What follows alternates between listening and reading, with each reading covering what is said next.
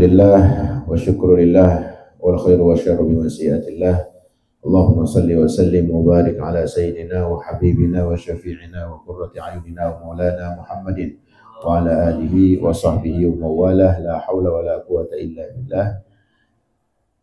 Subhanaka la ilma lana illa ma 'allamtana innaka antal alimul hakim. Rabbi israh li sadri wa yassir li amri wa hlul 'uqdatam min lisani yafqahu qawli.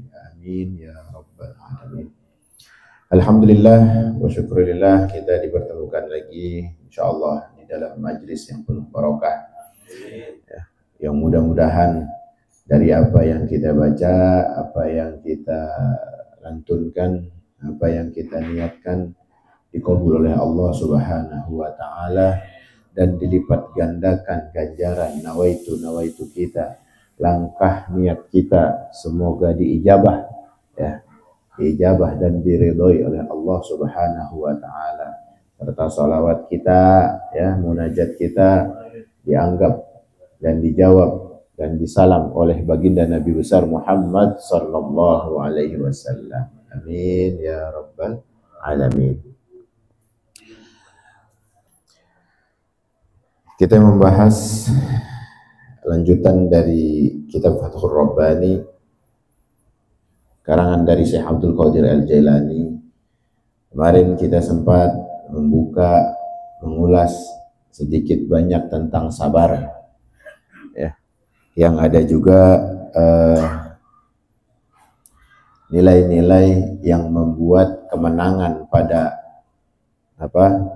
amalan-amalan sabar, ya. Jadi kilas balik singkat bahwa orang yang bersabar itu memiliki satu tiket kemenangan, ya. Ini berlanjut ke pembahasan yang insya Allah akan mengurai dari tujuan kita untuk menselaraskan nilai akidah, ya, nilai amalan-amalan ibadah dengan kontrol diri kita dari hawa nafsu yang menjerumuskan. Nah, ini kita harus bisa mengontrol dan menselaraskan nilai-nilai tauhid, ya, nilai-nilai yang membuat iman dan takwa serta ikhlas itu bisa selaras. Kenapa bisa dibilang selaras? Karena dia itu bisa timpang antara antara orang mengaku Allah itu esa, ketauhidannya kuat, tapi di sisi lain dia tidak menselaraskan ketakwaan dan imannya.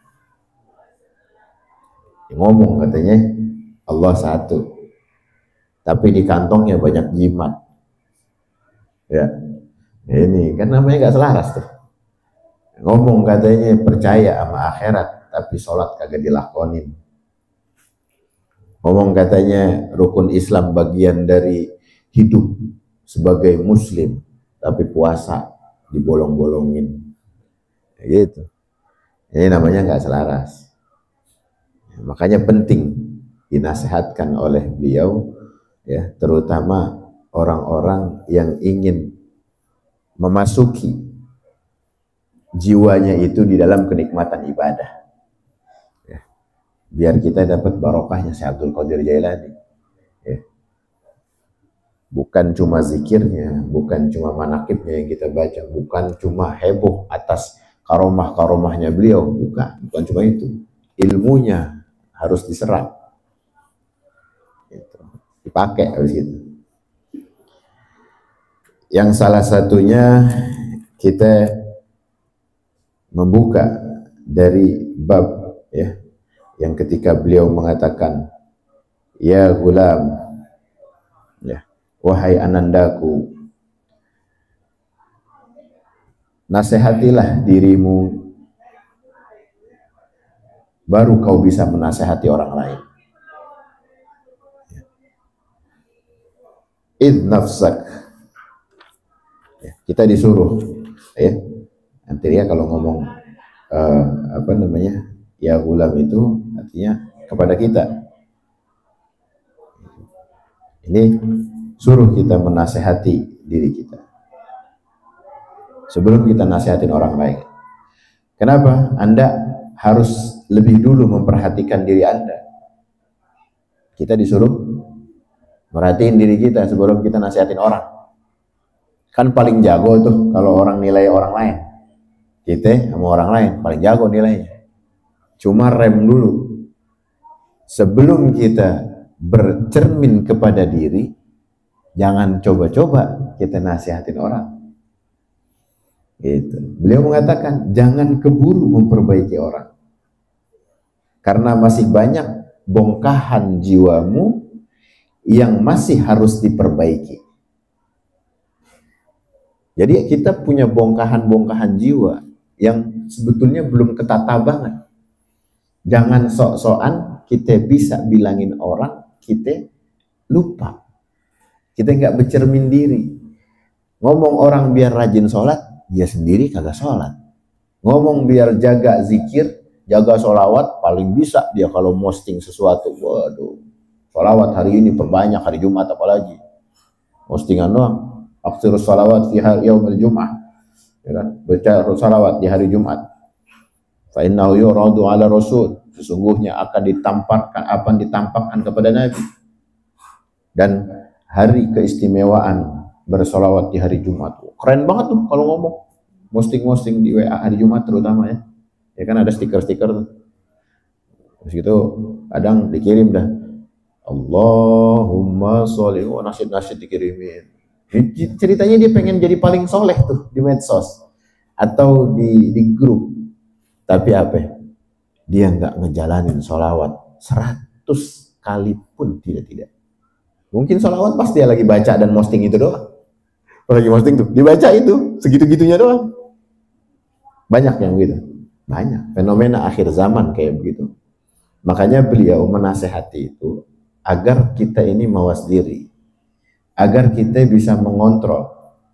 Ya, jangan keburu memperbaiki orang. Gitu. Masih banyak bongkahan-bongkahan yang harus diperbaiki. Kalau beliau mengatakan celaka jika ada yang merasa lebih tahu orang lain sedangkan dia buta. Kan celaka katakan. Bisa ngasih tahu orang sedangkan dirinya belum benar. Ya kan kayak orang buta, bisa gitu ngarahin orang buta. Kan kagak. Orang buta ngarahin, lu jangan begini. Orang buta kan lucu. Ngasih tahu jalan. Jadi dia kagak tahu jalan, kita yang nuntun. Jadi kalau masih buta mata hatinya, artinya jangan kita coba membuka hati orang lain. Coba dulu perbaiki diri kita, belajar untuk memulai. Baru yuk bareng-bareng kita menjalankan nasihat dan ibadah ini. Gitu.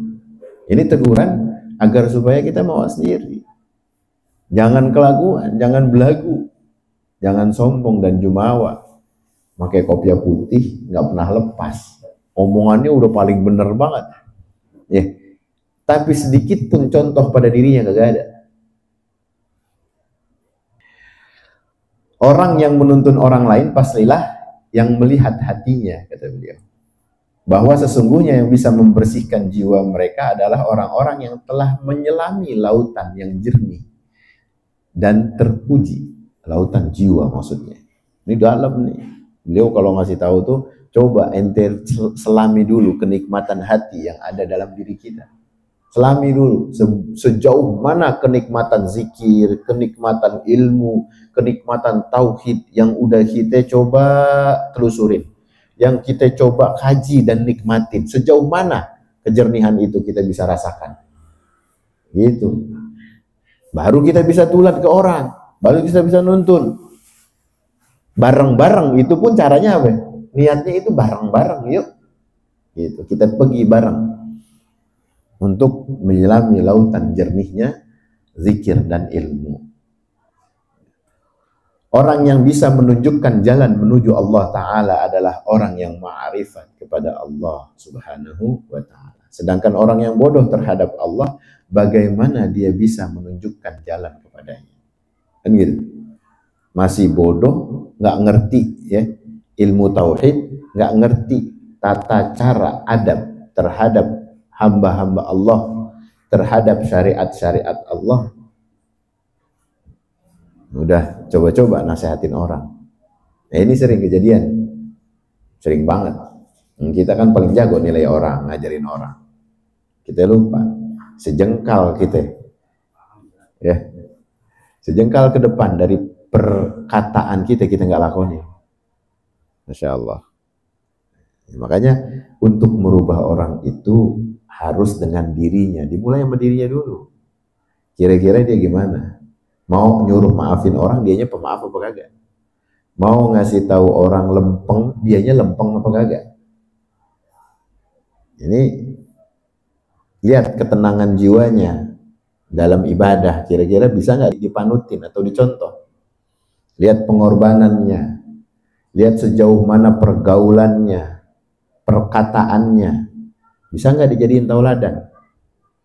Gitu. Bukan yang nyakitin orang, habis gitu diikutin, ya. Apalagi ngatain orang dagang, yang lagi viral sekarang, ya. Gitu. Biasanya orang kalau udah kelepasan, kelebihan, meluap udah, akhirnya ditunjukin dah keviralannya. Viral itu kan sebetulnya bagian dari buah amalnya. Rupanya ditelusurin dari rekam jejaknya, dari apanya, ada rekaman-rekaman. Ya, udah kebiasaan. Kebiasaan itu akhirnya dianggap hal yang lumrah. Tobeat yang dia sendiri itu nggak ngerasa salah. Orang kalau udah tobeat kan ngerasa salah. Sama kayak orang bilangin orang, udah tobeatnya bisa banget bilangin orang, jago banget, paling jago kalau ngomong. Tapi apa? Dia sendiri nggak bisa menjadi panutan untuk orang lain, bahkan untuk dirinya sendiri, untuk keluarganya juga. Ini juga satu hal, ya, koreksi kita. Urusan-urusan yang udah kedelasan sama kita, direm sama Tuan Syekh Abdul Qadir Jailani, direm nih. Ini nasihat buat kita, tamparan buat kita. Ente kalau ngaku bener banget, coba berkaca dulu, baru bisa benahi perkataan kita kepada orang lain. Pendapat ente bisa dipakai kalau kita sendiri memakai anjuran-anjuran yang disyariatkan. Itu tuntunan itu kan sesuai, ada 1 tambah 1 2 itu runtutannya kagak, nggak lari kemana-mana, karena memang urutan kita belajar itu tingkatan 1 2 3 4. Kita belajar nggak 1 10 7, berantakan itu jadinya. Susunannya ketika kita ingin membenahi orang lain, ngasih masukan sama orang lain, benahi dulu diri kita.